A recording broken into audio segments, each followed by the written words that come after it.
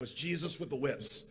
And they pull out Jesus with the whips, and it was going to be a great Sunday school lesson because we knew that he went in and he drove out the money changers, and every good Baptist kid knows that story.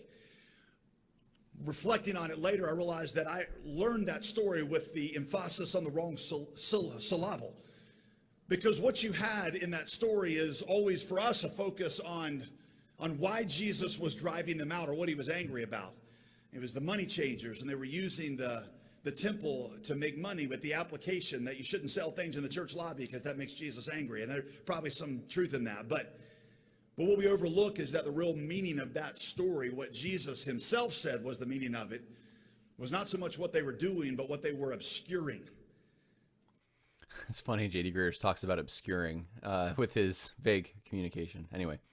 The gospel writers point out that the place that they had set up these tables was the court of the Gentiles, the one place that God had set in the temple for the outsider to come in and to be able to see and to understand the uniqueness of the God of Israel and what he was doing. He said, my house is supposed to be a house of prayer that is accessible for all nations.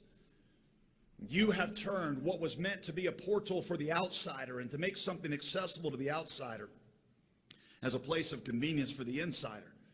And Pharisees just didn't think about that anymore. And so it didn't bother them when they obscured or they made it difficult for the outsider to come and hear the message. They were more concerned with preserving the purity of the nation than they were in bringing in the outsider.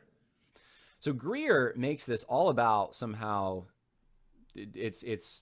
he like nationalism, I guess, and being somehow a racist, I guess, in some way, or just not wanting other people around that aren't like you, kind of thing. And I'm sorry, that dog doesn't hunt. This scripture, that's not what it gives you.